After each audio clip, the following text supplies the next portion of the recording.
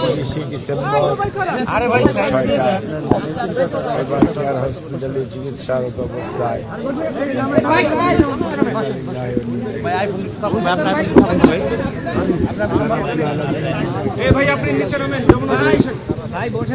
এবং ওনাকে বেহেশতের সর্বোচ্চ আসনে স্থান আল্লাহর কাছে আমরা দোয়া করি। কিন্তু আজকে যার সম্পর্কে কথা বলতে বলছেন মোবাইল বন্ধ করেন, কাউকে দিতেন, কাউকে দিতেন, আপনি বসেন। আপনি এটা সরান, আপনি মোবাইল 484 দিন হসপিটালে বিগত 5 বছরে থেকেছে আমি আর মাসুদ। এবং উনি বাংলাদেশ জাতীয়তাবাদী দলের চেয়ারপারসন। উনি একজন সন্তানের মা, উনি একজন পরিবারের প্রধান, উনি দেশের সাবেক 3 বারের প্রধানমন্ত্রী। সর্বোপরি উনি একজন অভিভাবক। উনি সবসময় দেশের জন্য, দেশের মানুষের জন্য, দেশের পক্ষে, দেশের স্বাধীনতার পক্ষে কথা বলার জন্য সবসময় উনি চিন্তা করতেন এবং কোনো সময় মানুষের কষ্ট হয় এইভাবে কোনো কার্যক্রম। জ্যেষ্ঠ পুত্র বিএনপির ভারপ্রাপ্ত চেয়ারম্যান জনাব তারেক রহমান, উনি এখন দলের আজকে গণতন্ত্র পুনরুদ্ধারের 31 দফার কর্মসূচির মাধ্যমে বাংলাদেশের আজকে জাতীয় নেতা। উনিও ঠিক মায়ের মতোই, মা যেরকম আপসহীন, উনিও সবসময় দেখবেন উনি সিদ্ধান্ত যেটা গ্রহণ করেন সেটা বাস্তবায়নের জন্য সবসময় সচেষ্ট থাকেন।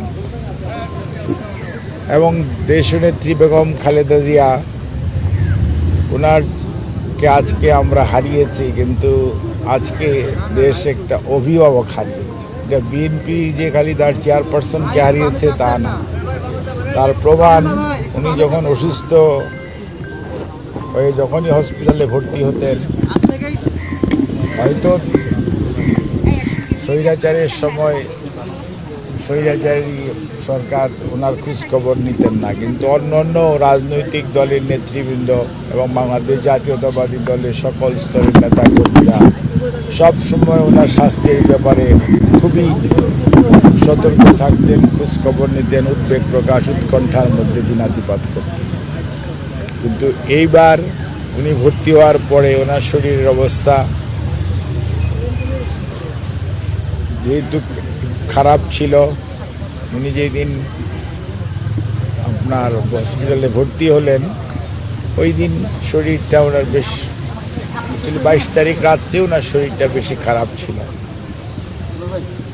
তারপরে উনি রাত্রে আমাকে ডেকেছিলেন, এসেছিলাম, তারপরের দিন ওনাকে হসপিটালে ভর্তি করি এবং উনি চিকিৎসকদের পরামর্শ মোতাবেক সবসময় চিকিৎসা গ্রহণ করতেন এবং সবসময় চিকিৎসকদের কথা অনুযায়ী চলার চেষ্টা করতেন।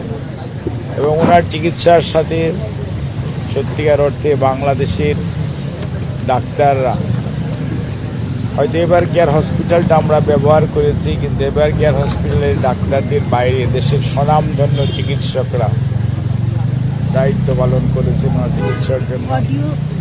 এবং নিউ ইয়র্ক এবং জন হপকিন্সের, মানে মাউন্ট সিনাই এবং জন হপকিন্সের চিকিৎসকরা ওনার চিকিৎসার ব্যাপারে দায়িত্ব পালন করেছে। লন্ডনের আপনার লন্ডন ব্রিজ হসপিটাল বলেন, তারপরে আপনার লন্ডন ক্লিনিক বলেন, আর ক্যামব্রিজ ইউনিভার্সিটি হসপিটাল বলেন, ইনাদের স্বনামধন্য চিকিৎসকরা ওনার মেডিকেল বোর্ডের সদস্য ছিলেন।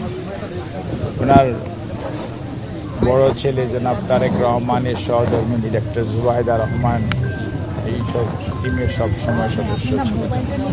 জনাব তারেক রহমান রাজনীতি নিয়ে অনেক ব্যস্ত থাকতেন, দল সংগঠিত করার জন্য দায়িত্ব পালন করেছেন। এর মাঝেও উনি ওনার মায়ের চিকিৎসার জন্য সার্বক্ষণিকভাবে মেডিকেল টিমের উপর যেমন নির্ভরশীল ছিলেন, দায়িত্ব দিয়েছিলেন, একইভাবে নিজেও প্রতিদিন মায়ের চিকিৎসা স্বাস্থ্যের সবসময় খোঁজ নিতেন এবং সবসময় উনি তদারকি করতেন যাতে কোনো অবস্থাতেই ওনার আম্মার চিকিৎসার কোনো ধরনের ব্যত্যয় না ঘটে এবং সর্বোচ্চটা করার জন্য চেষ্টা করতেন।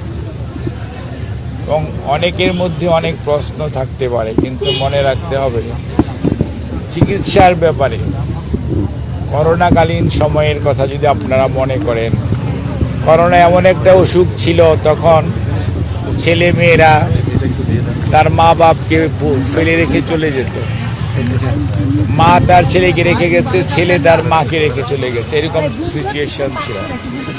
ওই সময়ও কিন্তু দেশনেত্রী চিকিৎসার জন্য এই চিকিৎসকরা ওনার প্রতি যে মমত্ববোধ এবং আপনারাও সাংবাদিকরা যে আপনাদের যে উৎকণ্ঠা প্রকাশ করেছেন, প্রতিবার যখন অসুস্থ হয়েছে আপনাদের যে সহযোগিতা আমরা পেয়েছি সেইটি, এবং আজকেও আপনাদের যে ব্যাপক উৎকণ্ঠা এবং আপনাদের উপস্থিতি, এই জন্য সত্যি সত্যি আমি আমার নিজের পক্ষ থেকে, আমাদের দল জাতীয়তাবাদী দলের পক্ষ থেকে আপনাদেরকে কৃতজ্ঞতা জানাই। আর দেশনেত্রী বেগম খালেদা জিয়া এমন এক মানুষ, আমরা যেহেতু ওনার সাথে খুব ঘনিষ্ঠভাবে মেশার সুযোগ হয়েছে, সেই জন্য আমরা দেখেছি যে উনি একদিকে যেমন সত্যি সত্যি অভিভাবক, আরেকদিকে মাতৃস্নেহে উনি কিন্তু আমাদেরকে দেখতেন। কোনোদিন বাসায় যাওয়ার পরে কিছু না খেয়ে তার বাসা থেকে কখনোই কেউ যেতে পারত না। ডাক্তারদেরকে কি খাইয়েছেন এগুলি সবসময় যারা কাজের সহকর্মী করতো বলে দিতেন এটা দিবেন। কোনোদিন একটু দেরি হলে জিজ্ঞেস করতো এত দেরি কেন হলো, হয়তো আমি তো বসে আছি। অর্থাৎ চিকিৎসকরা কখন যাবে, উনি যখন বাসায় থাকতেন তখন চিকিৎসকরা প্রত্যেক দিন বিশেষজ্ঞ চিকিৎসক ওনার বাসায় যেতেন, উনি সবাইকে কিন্তু সেসব কথা বলতেন। কাজেই আমি আজকে এই দিনে আমি বলবো যে চলেন আমরা সবাই আল্লাহ রাব্বুল আলামিনের কাছে ওনার আল্লাহ বেহেশত নসিব করুক সেজন্য দোয়া করি, এবং জাতীয়তাবাদী দলের সকল নেতা কর্মীকে এই কষ্ট সহ্য করে এবং ভারপ্রাপ্ত চেয়ারম্যানকে এই কষ্ট সহ্য করে দায়িত্ব পালন করার আরও তৌফিক দিই। আপনাদের সবাইকে অনেক সময় আপনারা জানাজার ব্যাপারে টেলিভিশন এবং নিউজের মাধ্যমে আপনারা জানতে আর কোথায় দাফন করা হবে, কবে কথা হচ্ছে আপনার সাথে? জাহিদ ভাই, কোথায় দাফন করা হবে? আরে ওটা আপনাদের সব কিছুই জানানো হবে।